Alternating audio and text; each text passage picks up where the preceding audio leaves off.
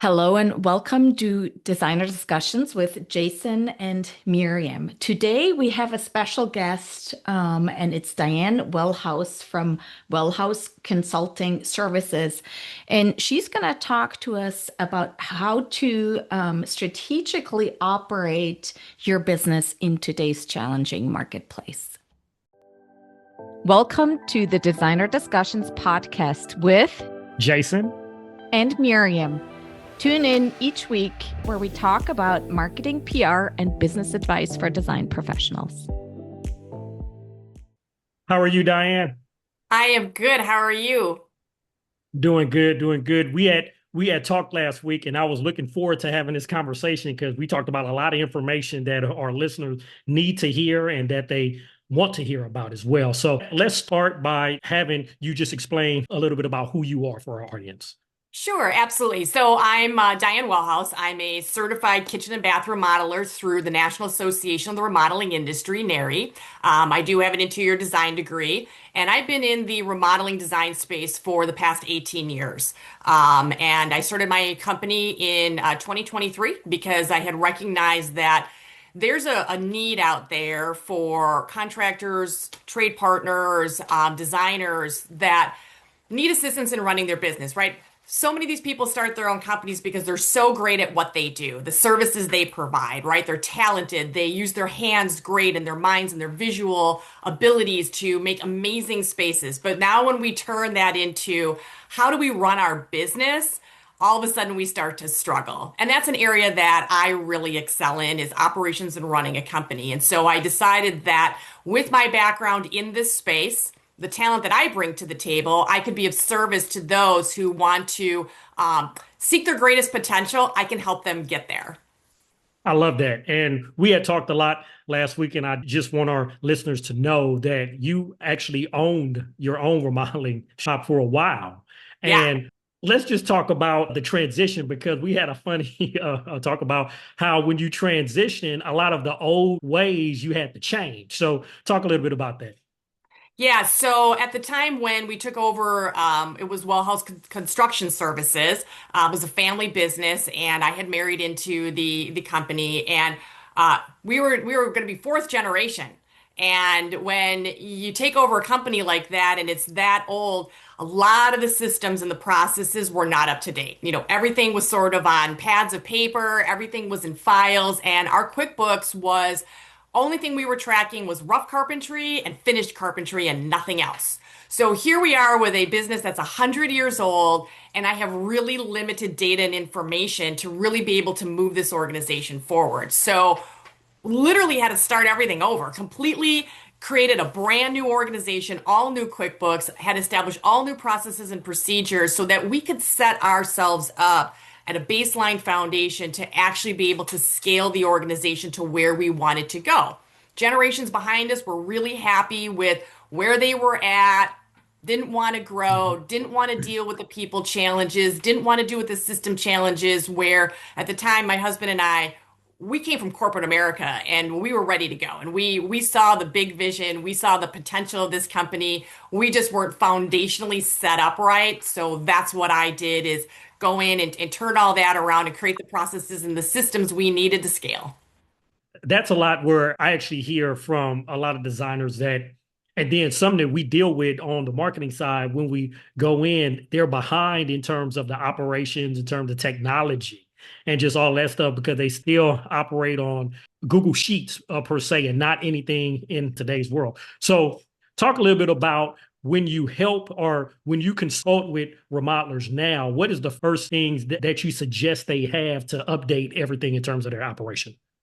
Right. So the first things we're going to look at is, okay, what systems do they have and what technology are they using, right? And depending upon what their vision is as to where they want to go is kind of going to guide that conversation. Like I just had a meeting with someone who's looking to potentially sell their business. They've been there too, multi-generation. They're running out of generations to take over the business. So they want to sell, but they're using a software for accounting that isn't mainstream. It's not QuickBooks.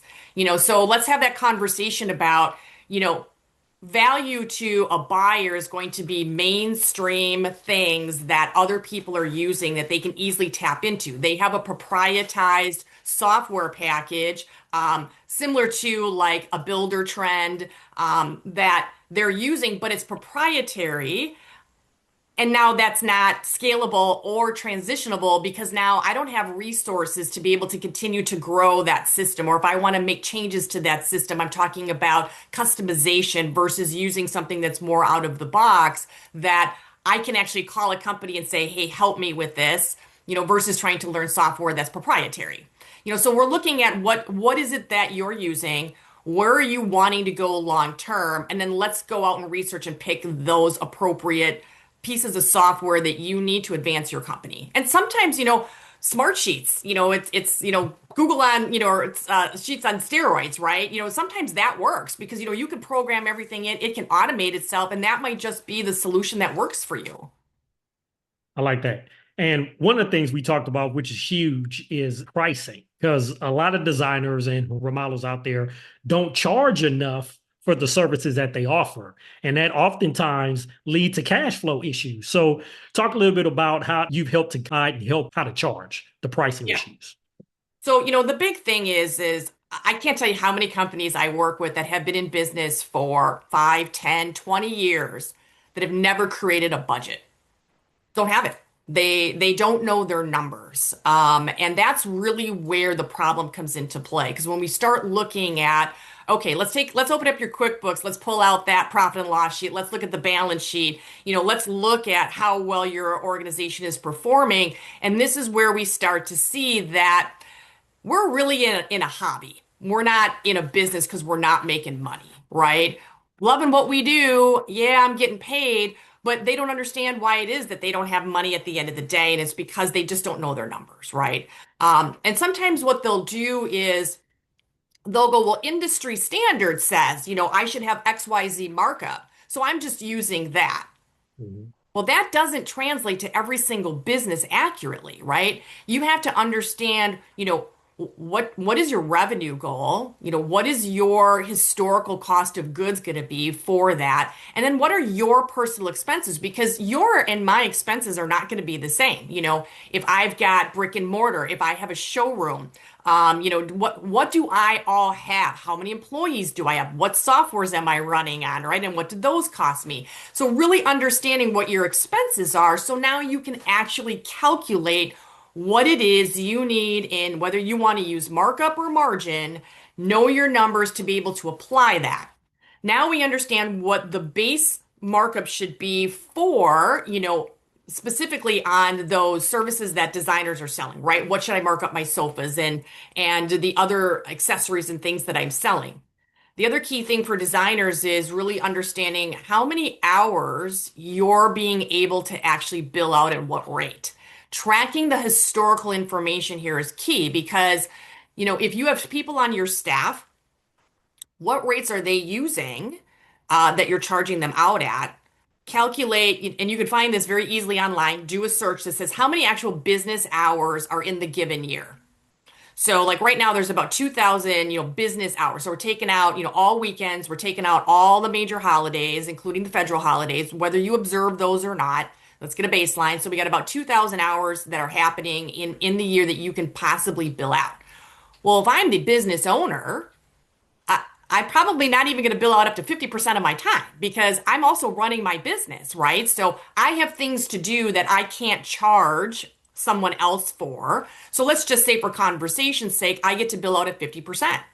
Right? So that's my number. And then what about my staff? What are they doing and how much are they billing out and at what rates? Do you have different rates for administrative type work that you're doing? Are you having different rates for actually providing the service that we do? So designing, sourcing, purchasing, and those things. And understanding how many hours, which means your people have to track their hours so that you can then have this information and data. And now you can actually see how much money you're bringing in calculated by the amount of hours that I'm billing out to add that to the things that I'm marking up, right? The cost of goods sold that I'm marking up to my clients to understand then what is the true revenue that I'm bringing in. And, designers should if you're not making at least a 10% profit at the end of the day, and I'm talking true profit at the end of the day. So not, I'm paid, my people are paid, all my bills are paid.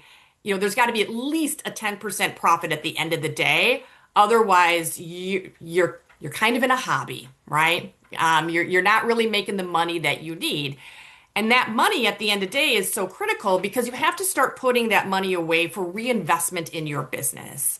And I like to work with designers and contractors and help them build a budget that once we get to that bottom line, I have a whole nother section, about reserves. How much money are we putting in reserves for a couple of different things? One, true reserves for like the COVID that we had, right? Businesses shut down. You still have to pay your bills. Your fixed expenses aren't going anywhere. And if you want to keep your employees, you got to be able to pay them too. So let's start building a reserves that will cover, at least 6 months, ideally a full year of your operating costs. And that money just sits in investments and it's there because, something's going to happen again. It's not if, it's when, right? When are we going to have a market turn down of major proportions like we did back in like 2008 to 10? When are we going to have another COVID type moment? So I'm prepared for that. My business will stand the test of time if I've got that money in reserves.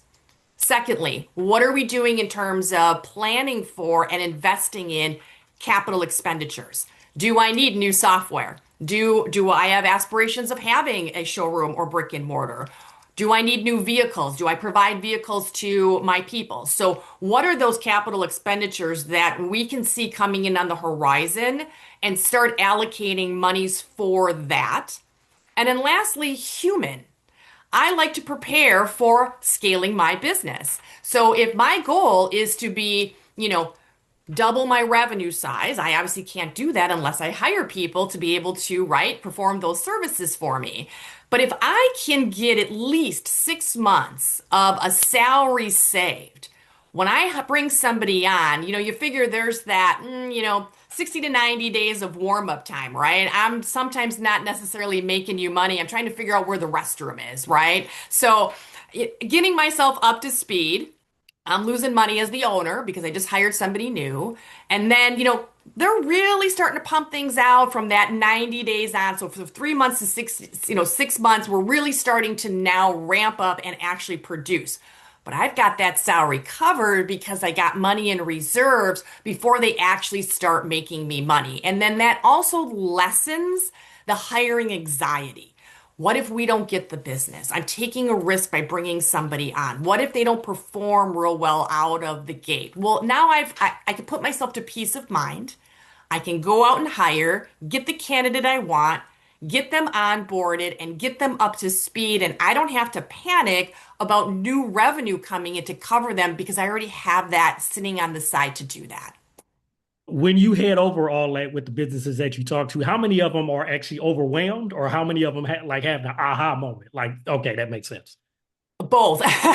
So yeah, the aha moment is like priceless. They're all like, never thought about it that way. Especially when we talk about, saving for, human reserves, right? That a lot of them never thought about that. Just assumed I had to, pray for more business or get to the point that I am so overwhelmed in my business that I need to hire. But then I'm like, yeah, but now you're stressing because you're now trying to hire while you're trying to service all these clients, and you don't have the bandwidth to service all these clients while you're trying to hire. So, let's plan for that. And if you've got that money in reserves, it's never a bad thing. Even if plans change, your business isn't ramping up as fast as you want, having that extra money on the side and being ready for when you want to is priceless for you in terms of peace of mind and running your business. Usually when you talk to the businesses that you work with, does marketing and PR ever come up in how you talk to them about how they need to grow? Yeah, I try to get them grounded on, who they are. So, what's our mission? Why do I exist as a business, right? Because that's kind of really where marketing stems from. My why. Why are we here? And what is that impactful emotional why, right? It's not about making money. That's a given, right? It's about what am I doing? What am I providing to the universe? What am I providing to my clients? That deeper why in what I do. And then understanding from there, what are our values and what are our principles? How are we going to operate this business? What do we believe in? And what type of customer service are we going to do through our principles? This is how we expect everybody at our company to behave. And from there, you can now start to develop, okay, what is our proprietary process? What are we selling on? So that when I go in and start talking to clients about what differentiates me, I need to understand that and identify that. So what starts to lead to my differentiator is my mission, my values, and how we operate as a company. And now I can formulate that into a differentiating statement about my company. And then I can start to build my processes off of those things. And that's where all of the marketing things really start to come into play because we're grounded on who we are, what we do, why we do it. And this is our proven process that we have established and we know it works every single time. If we go out and we just simply start marketing for the sake of marketing, we're just sort of throwing darts in the air. We're not focusing on who our ideal client is. I also work with them to identify who's that.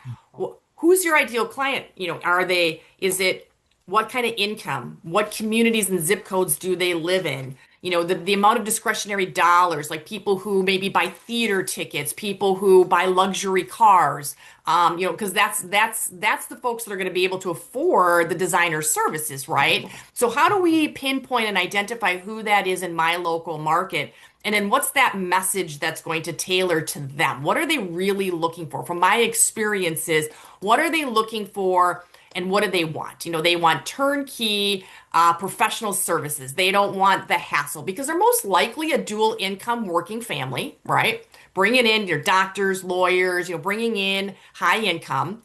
And they don't want to be bothered. They want to know that when I hire you, you're a professional, you're getting things done, and I don't have to worry about it. That we're going to have a set timeline. You're going to bring in the checkpoints. You're going to show me what's happening. We're going to make the decisions, and I can trust you to get that done. So those are the types of things we want to pull out of the team to say, let's identify all of this. Let's write it down. And then we create our marketing plan.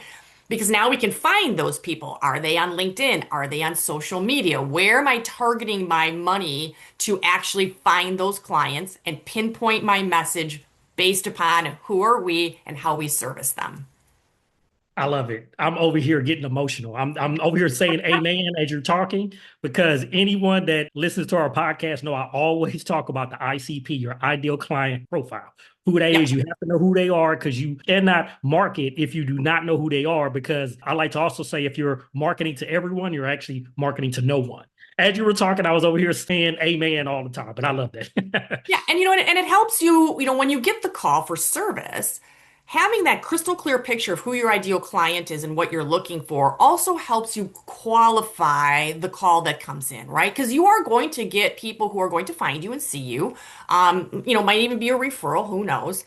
And you have to make sure that that customer's the right fit because we all know that when you compromise on who your ideal client is and your process is because you're looking just to bring on the client. And I get it. It's a natural tendency for a business owner. If the phone rings, I could use the business. We want to grow. I want the business, but really staying grounded and focused, having that checklist right there at your desk. So when the email comes in, the phone call comes in, you can easily quantify, is this my ideal client? And having the courage to say no. And I love that. it's courage, right? It's complete courage. Having the courage to say no, knowing that and believing in the fact that if you're doing your marketing well, the right client will come to you, but being a service to the person that is not your ideal client by offering a suggestion of where they can go and find someone who might be able to meet their needs. Is that the local NARI chapter or the NARI national directory? Is it the NKBA local chapter or their national directory? Places where you can point them to say, you know what? We focus on this. I'm hearing that perhaps we're not a right fit, but allow me to help you find someone who is going to be able to address your needs. I love that because we're actually working with a client now that they know who their ideal client is, but before they used to take all type of jobs that were not their right fit. Now they take the right jobs and they hand the jobs that are not their right fit to their so-called competition. And in turn, their competition sends them their ideal client profile. So I love that. Right. I love that. So now talking about NARI and NABA, can you talk a little bit about, the importance of those organizations to the industry? Yeah, absolutely. So, I've been involved with the National Association of Remodeling Industry, NARI, for, 18 years. And, your membership is truly, it's priceless because you are surrounding yourselves with like-minded people, people who get you, who understand what you're going through, the challenges. And believe it or not, these organizations, they're not competitive, meaning where I can go to networking events, their national conferences, meet people and share ideas, talk about the challenges I'm facing. And people are willing to have those conversations about, well, this is how we do it.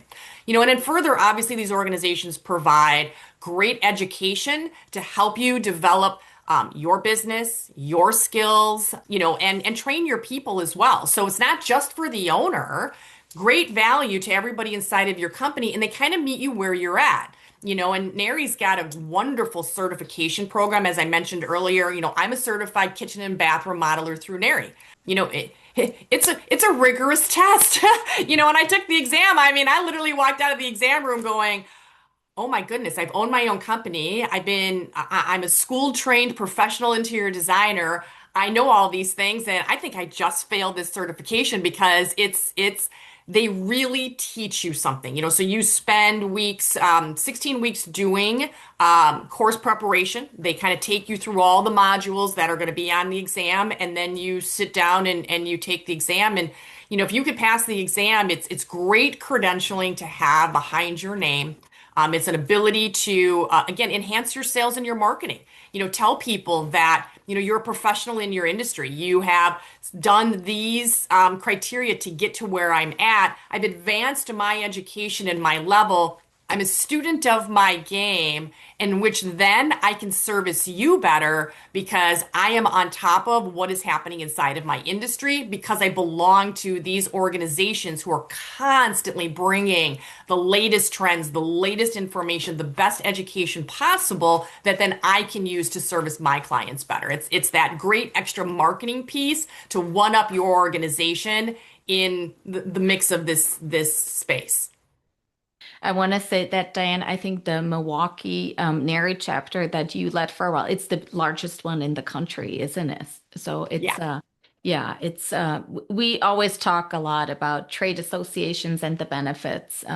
You talked about marketing a little bit, and I'm just curious because I'm the PR expert of the duo here. So do you have any specific experiences or advice when it comes to seeking visibility and with the media, like not on the paid side, but on the earned side? You go out, have a lot of speaking engagements, obviously, but what is your take on PR in general?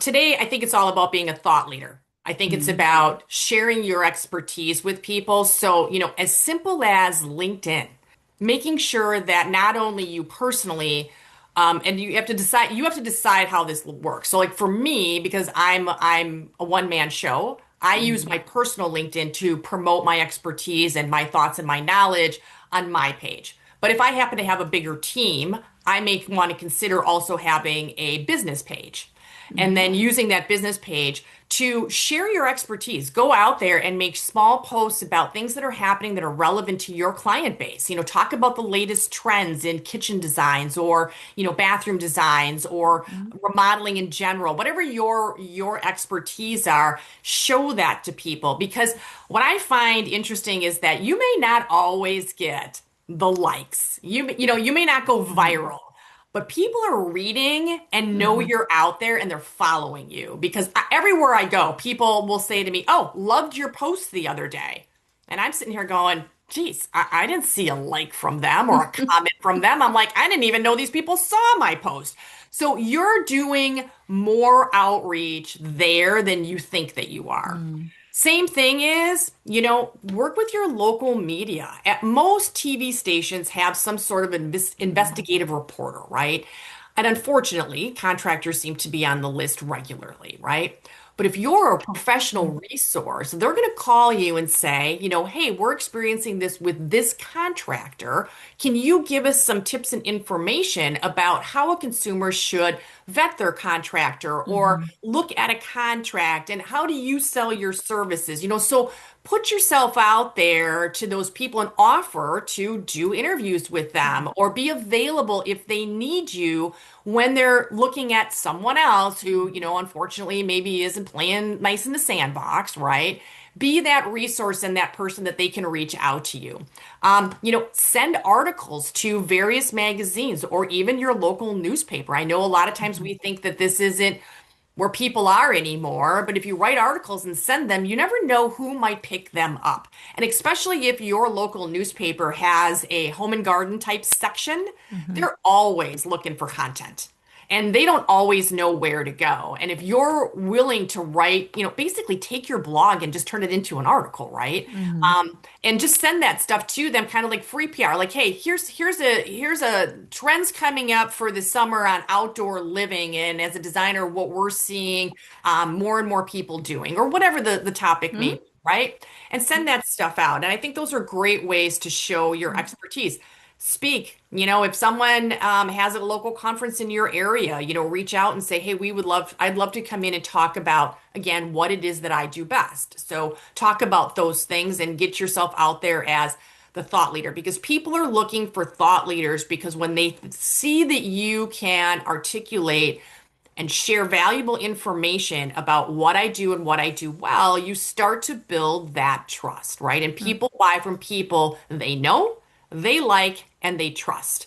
And when you're out there posting those things, sharing that information, people feel like they get to know you, right? They get a sense for your style and what you're all about with how you write things, and they can see your picture. And, so we're starting to slowly build that. And when they reach out to have a conversation, they feel like they have a connection with you well beyond the connection that you have with them because you're just meeting them for the first time. Mhm. But they know all about you from your website, your social pages, and they are feeling that sense of I like this person, I trust this person, and I want to work with this person. Mhm. Yeah, that's great advice. We talk a lot about working with the local and regional media as well. So I think that's really valuable. And anybody can do it because everybody who is qualified as a designer or remodeler, contractor, they all have knowledge that's useful for other people. It's just a matter, like you said, of putting yourself out there. Love Right. that. Write your own Yeah. press releases. If you happen to participate in, the NKBA awards program or the NARI awards program and you win. Hmm. Uh, and it doesn't matter, they all have different, it's not always winner take all. There's like gold, silvers, and bronzes, and there's all kinds of different, things that you can win at. Regardless of what you have and what you do, write your own press release.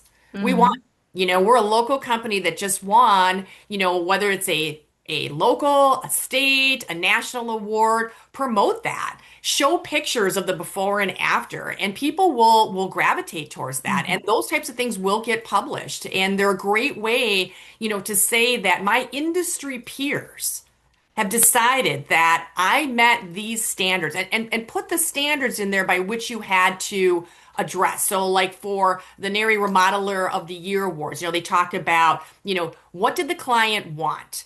Did you meet their budget? How Hmm. did you enhance the space through, the aesthetics? Show us, creative craftsmanship and how you solved problems. So talk about that this is how we do that. And our industry peers agreed that our company addresses all of these things that consumers are looking for out of their service provider, right? Hmm. Can this is what I want. Can you do it? Can you meet my needs? Can you meet my budget? And can you provide me with outstanding aesthetics and craftsmanship, right? So speak to that and show the pictures of how you do it. what you're talking about with the awards, I would say also for NARI members, NKBA members, apply for the awards because oftentimes I've sat on the judging side and there were not enough applicants for certain categories. So apply, you know? Yeah, absolutely. Don't get me wrong, it's time consuming to put together a good entry. But they're telling you what they're looking for. Make sure that you take photographs of your projects and get into the habit of doing that because that is great marketing for you, whether you are showing progress pictures and end results on your social media pages or on your website. We're a visual industry, right? And consumers want to see what's the product. HGTV has made a living out of showing people how great something can be, right? You're doing the same thing with your finished pictures. So make a habit of once you get the job, go in and take all of those foundational pictures. This is what it looked like before. Mark your angles by which you're taking those pictures, and then go in and take progress photos and finished photos all from the same angles because if you're flipping angles, consumers have a hard time understanding what you did. But if you can stand here and say, see this wall in front of me here, now it's gone. And now this space is all opened up, and we've now connected the kitchen to the dining room or the kitchen to the living room or whatever it may be.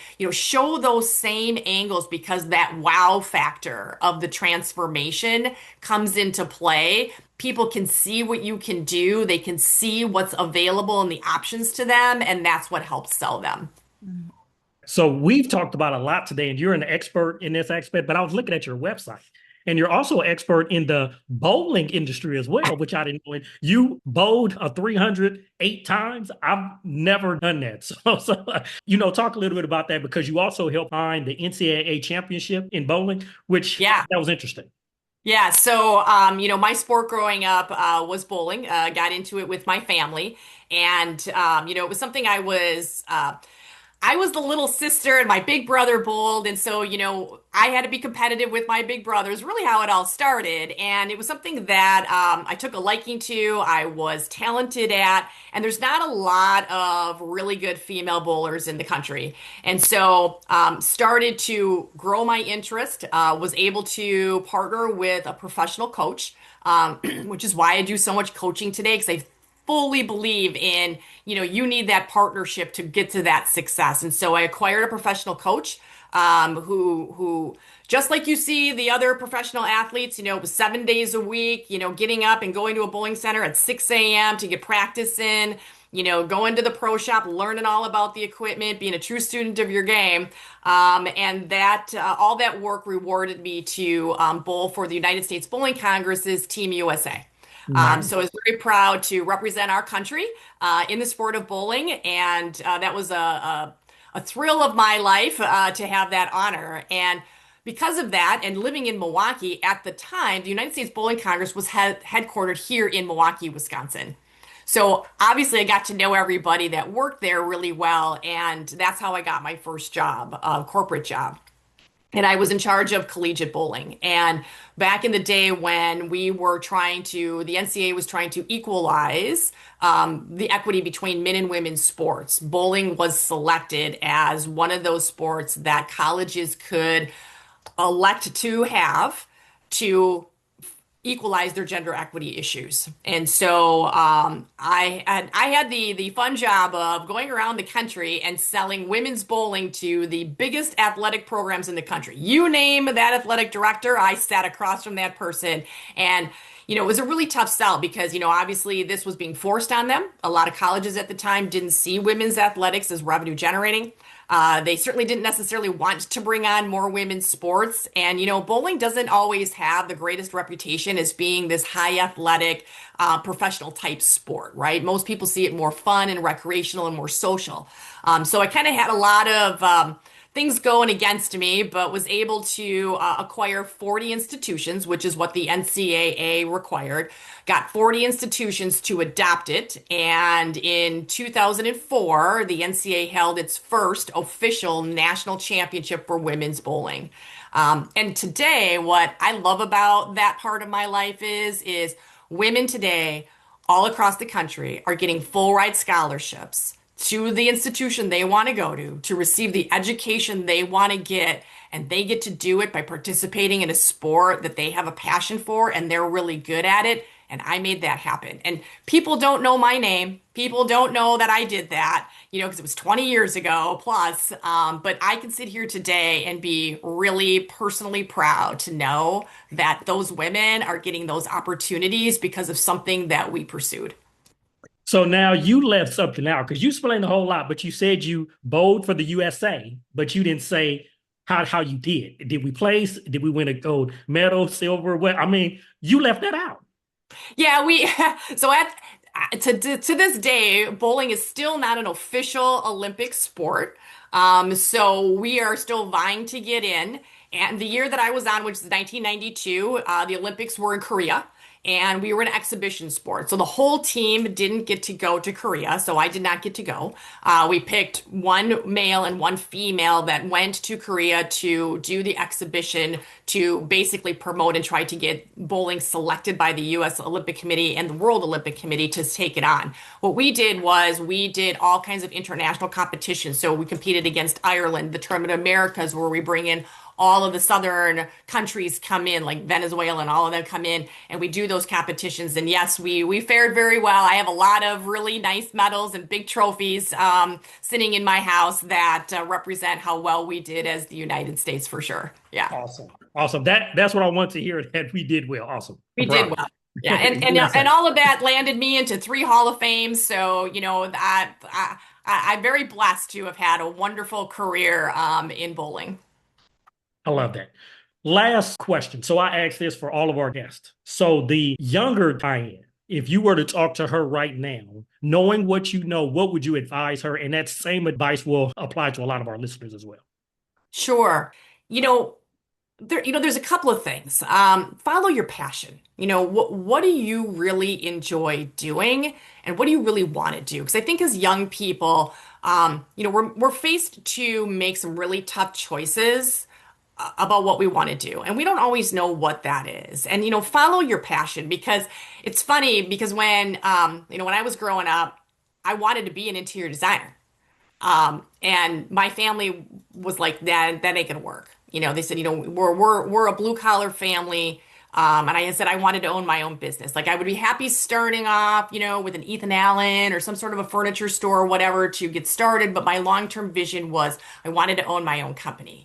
My family's like, we're your average Joe, we're blue collar. You don't come from that circle in that world. And they're like, it's going to be really hard, to break into that and to get to that clientele, because we're not in that space. And so I didn't follow my passion. And, and early in my career, I went to college, I got out of the gate, I got 3 degrees. And don't get me wrong, they have served me well, but I went without focus of what I wanted to do. And then 20 years later, I just happened to, get married and marry into the construction industry where I always wanted to be. And I went back to school. I'm 40 years old going back to school, getting an interior design degree because it was my passion and it was what I wanted to do. And so I found my way. It just took, I just took the long road to get there, but I found my way. I found my passion. I found the space I wanted to be in and what I love doing. So, do that. Tap into your heart and what do you want to do? And you can be super successful, whatever you put your mind to and what you want to do. And in today's world, specifically the trades, huge opportunities, right? We are looking for people to get into this industry and learn it and work it. And you can be very successful. And what it does for you is that it's personally satisfying and financially rewarding. So it really hits the 2 big rocks that you're looking for, is that personal satisfaction of you can look back at all the homes that you have touched, all the lives you have improved through the functionality and the things that they wanted, to know that those people are absolutely delighted with their living quarters and their space, the place that they call home that is so close to their heart. You did that for them. So satisfying. And then it is financially rewarding as well. So find your passion and go for it. I love it. So if any of our listeners want to reach out to you, how do they do so? Sure. So obviously my website is a great place to start. Come and check me out. The services that we do, it is Wellhouse, my last name, WELHOUSE consulting.com. On there is a reach out page as well. My phone number is there, my email is there, and I'm on LinkedIn. So connect with me on LinkedIn so you can find me out there as well. And I'm always posting about various business things. So you might get some little tips and tricks and information to help you out. But that would be the easiest way is through my website, wellhouseconsulting.com. Diane, we enjoyed having you on. We hope our listeners learn something in terms of operation and how they can grow effectively. And if they have any questions, I hope they reach out to you. And we hope to hear and see you all here in 2 weeks on Designer Discussions. We hope you enjoyed this episode of Designer Discussions and all of the helpful information. Subscribe to our podcast, leave us a review, and share it with your friends. We look forward to having you back next week. For more information on the podcast and the marketing studio, visit designerdiscussions.com and follow us on social media.